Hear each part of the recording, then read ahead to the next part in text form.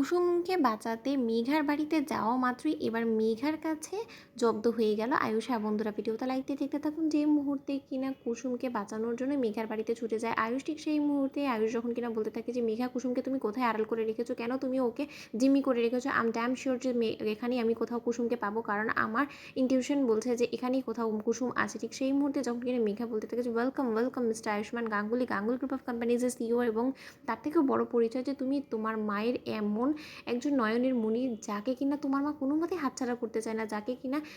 তোমার মা আঁচলের তলে বেঁধে রেখেছে, কিন্তু এবার যে তার জন্য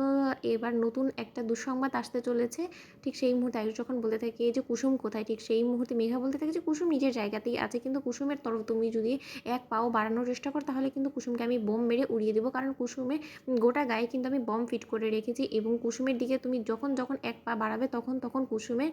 একটা করে কারেন্ট শর্ট লাগবে, এবং তার পাশাপাশি যখন কিনা তুমি মাত্রা অতিরিক্ত বাড়াবাড়ি করার চেষ্টা করবে তখন দেখবে কুসুমকে আমি পৃথিবী থেকে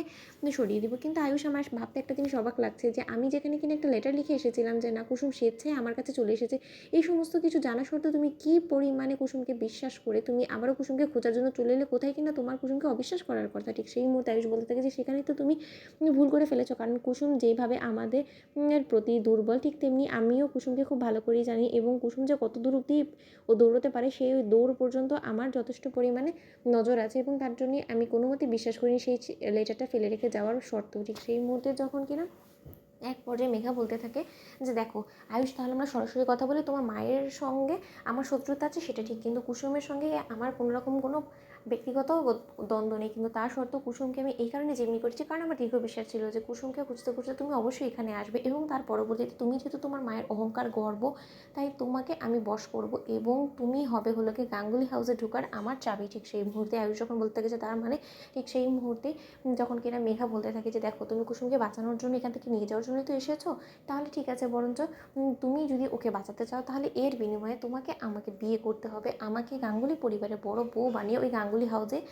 ঢোকাতে হবে, এবং সেটা যদি না করো তাহলে কুসুমকে আমি তোমার সামনেই আমি ঈশ্বরের কাছে পাঠিয়ে দিব, আর আমি যতক্ষণ পর্যন্ত না ও বাড়িতে ঢুকতে পারছি ততক্ষণ পর্যন্ত কুসুমকে তুমি জীবিত অবস্থায় দেখতে পাবে না। ঠিক সেই মুহূর্তে আয়ুষ বলতে থাকে যেখানে কিনা আমার মা তোমাকে পছন্দ করে না সেখানে তুমি ভাবলে কী করেছো তোমাকে আমি বিয়ে করিনি,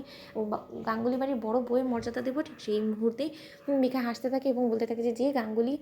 গ্রুপ অফ কোম্পানিজের ওনার ওই ইন্দ্রাণী গাঙ্গুলি আমার বাড়িতে পুলিশ পাঠিয়ে আমার সাবর সমস্ত কিছু তছনছ করে দিতে পেরেছে, তাহলে তার নাকের ডগায় থেকে তার ঘুম যদি আমি হারাম করতে না পেরেছি, তাকে যদি আমি সর্বনাশের দিকে ঠেলে দিতে না পেরেছি, তাহলে আমার এই জীবনে তো কিছু পাওয়াই হলো না, তাই না? তাহলে আমি তাকে কাঁদতে দেখতে চাই, এটাই আমার প্রতিশোধ। বন্ধুরা লাইক এবং শেয়ার করে সাবস্ক্রাইব করুন।